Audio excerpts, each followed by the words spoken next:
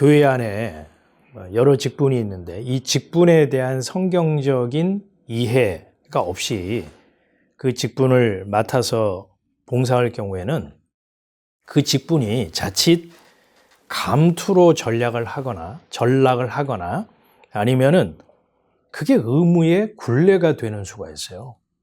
그렇게 되면 본인도 불행하게 되고 교회 공동체도 불행해지는 거죠.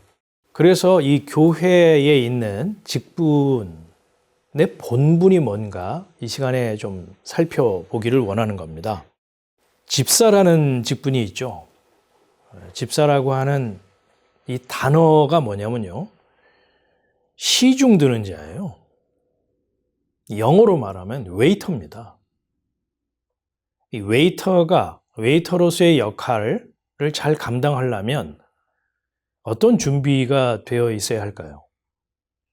테이블 매너에 대해서 잘 알아야 되겠죠. 포크는 어떻게 놓고, 나이프는 어느 쪽에 놓고, 접시는 어떤 모양으로 배열을 해야 되고, 그 다음에 메뉴에 대해서도 알고 있어야 되겠죠. 무엇보다 손님이 얘기하는, 요구하는 것을 잘 듣고 그 요구에 맞게 대응하고 대접하는 말귀가 있어야 되겠죠. 손님이 그 웨이터에게 저 국수 한 그릇만 주세요. 그랬는데 그 웨이터가 시중을 잘못 들어가지고 잘못 알아듣고 당면을 갖다 주면 시중 잘못 든 거죠. 말귀를 잘못 알아듣고 잘못된 반응을 한 거라 이 말이에요. 교회 공동체라고 하는 것은 생명의 양식인 예수 그리스도의 말씀을 공급하는 것이고 또 생명의 피, 참된 음료인 예수 그리스도의 피를 증거하는 곳이잖아요. 그럼 집사가 이 생명의 이 양식의 테이블을 시중드는 자라면 집사는 어떠한 준비를 갖추어야 할까요? 집사가 시중을 잘 들기 위해서는 생명의 꼴, 생명의 양식이 뭔지 알아야겠죠?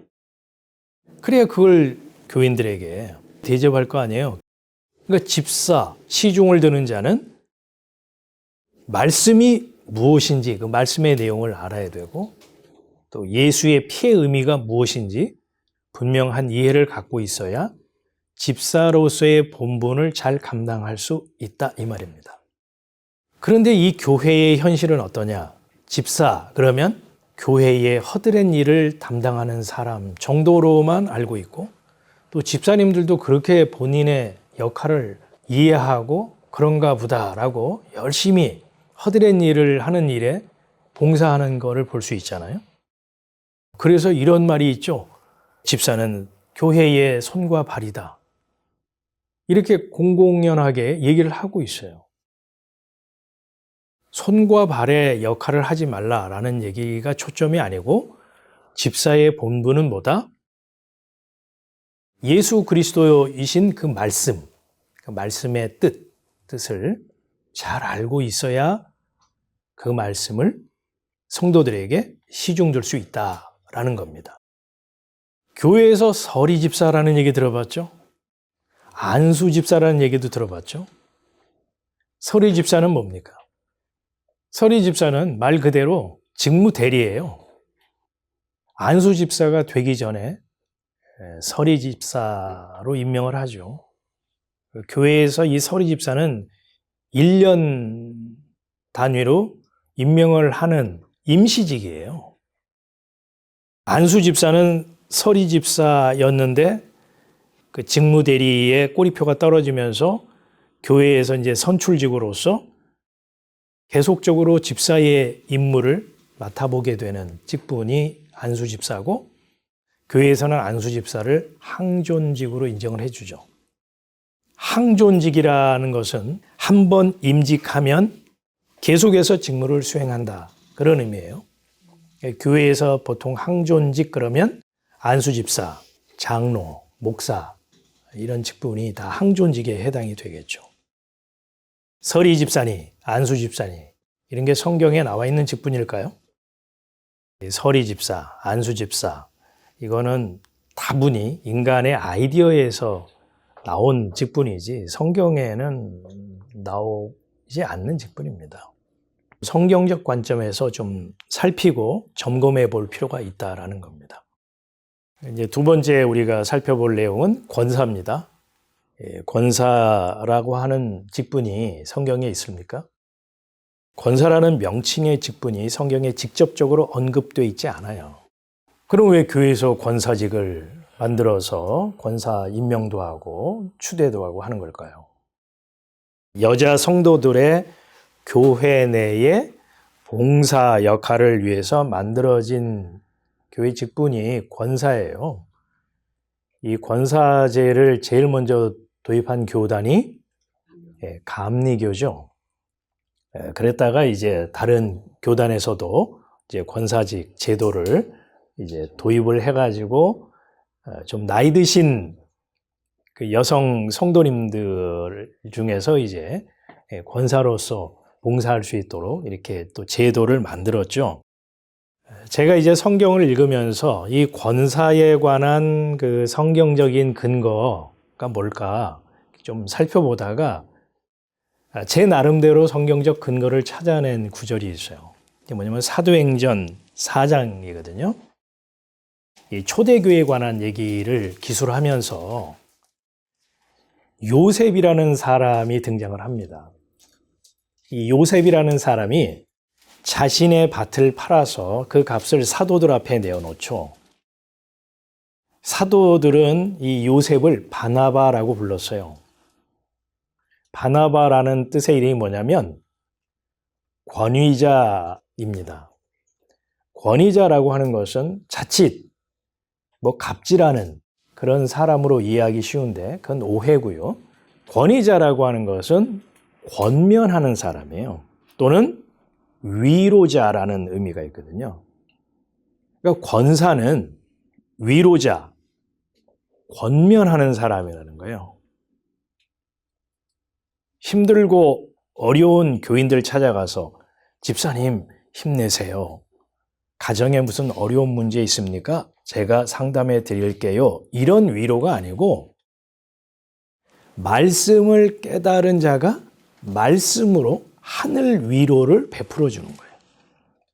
말씀을 깨달은 자가 그 생명의 말씀으로 권면을 하는 것.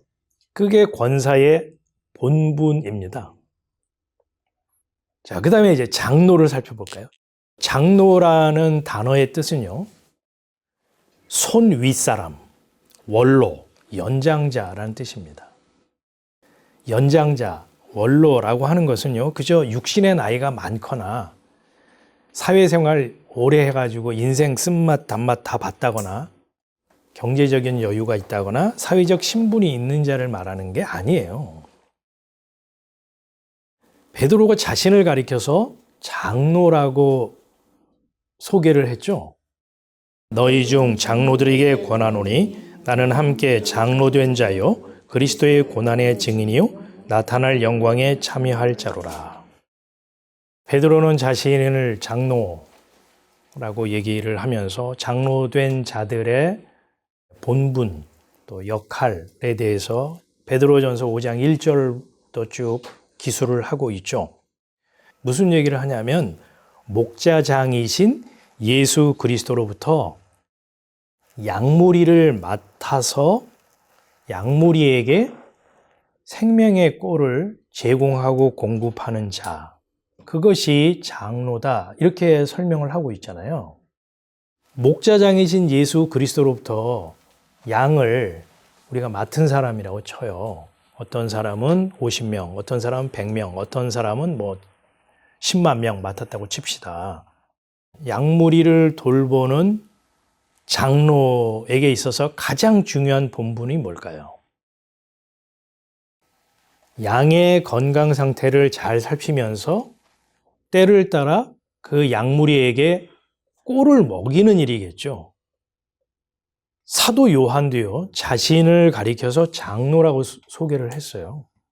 그러니까 요한도요, 자신의 본분이 장로로서 양의 상태를 살피고 그 양들이 먹어야 할 좋은 꼴, 생명의 양식이 있는 곳으로 인도하고 그들에게 그 양식을 때를 따라 나누어 주는 그 일이 장로의 본분이다라는 것을 사도 요한이 말하고 있는 거죠.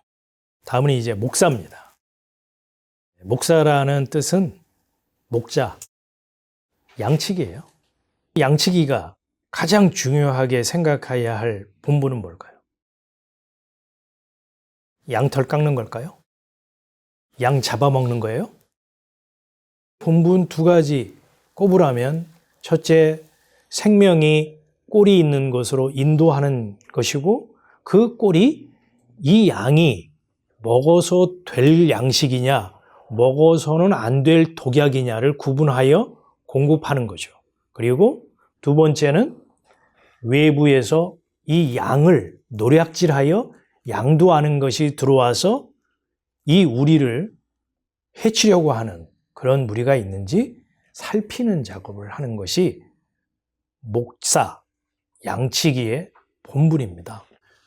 감독이라는 단어의 뜻은 말 그대로 감독자예요. 또는 관찰자 이런 뜻이거든요. 뭐 감시자라는 뜻도 있어요. 그렇다고 해서 감독이 교인들이 열심히 교회 봉사하나 이렇게 감시하는 직분은 아니에요. 감독이라고 해서요, 교회에서 이렇게 기침하면서 갑질하는 게 감독도 물론 아닙니다.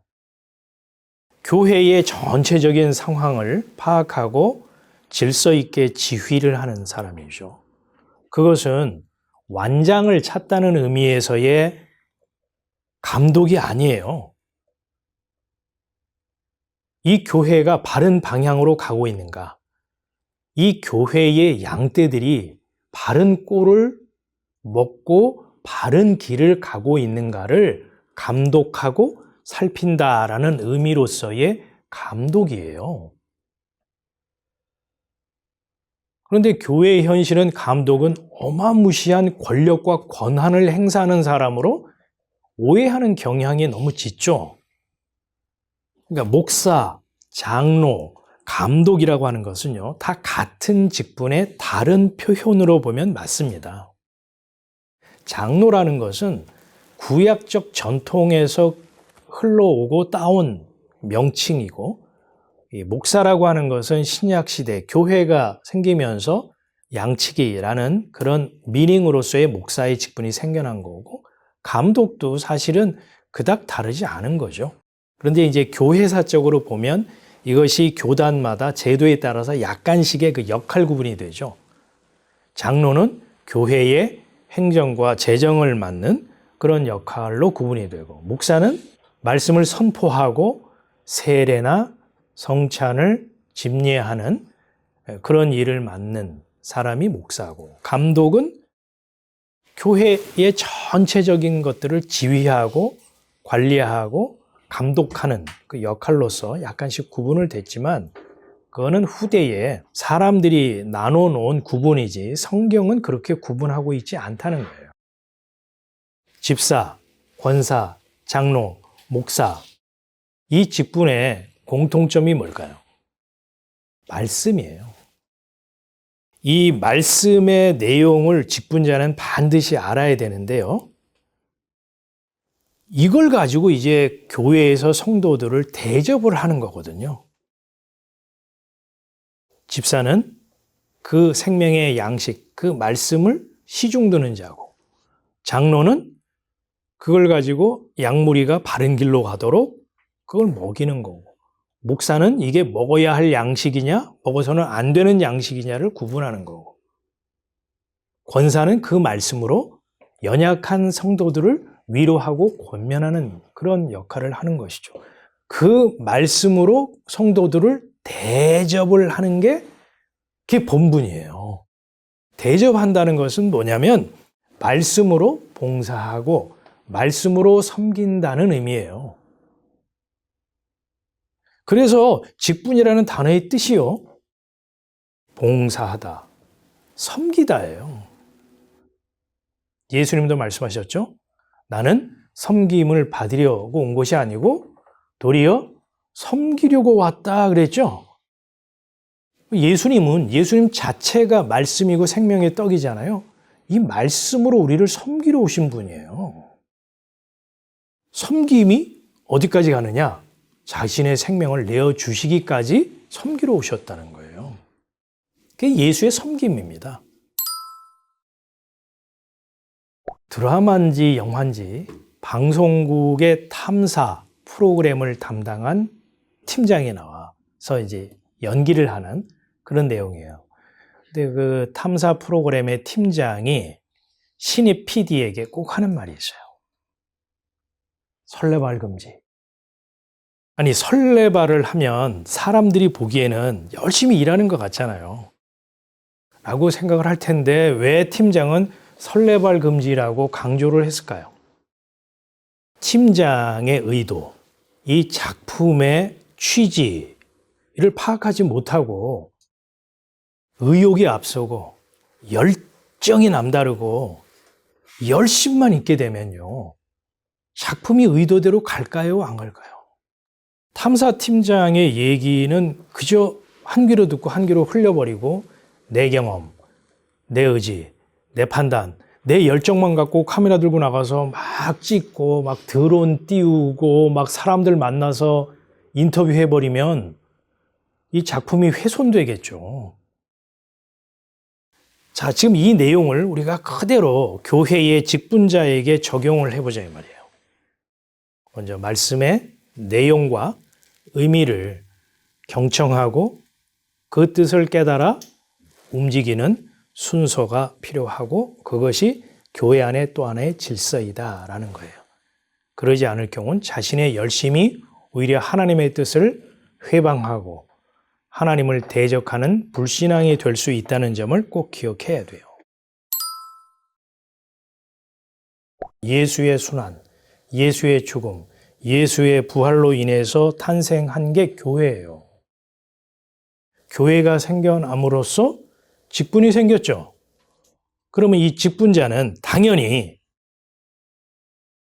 예수의 십자가의 죽음과 부활의 의미를 깨달은 자가 감당해야 할 몫이겠죠. 그래서 이 직분이라고 하는 것은요, 소중하고 복된 것입니다. 왜요? 생존을 위한 것이 아니고 생명의 것을 나눠주고 베풀어주고 대접하고 섬기는 하늘에 속한 직분이기 때문입니다.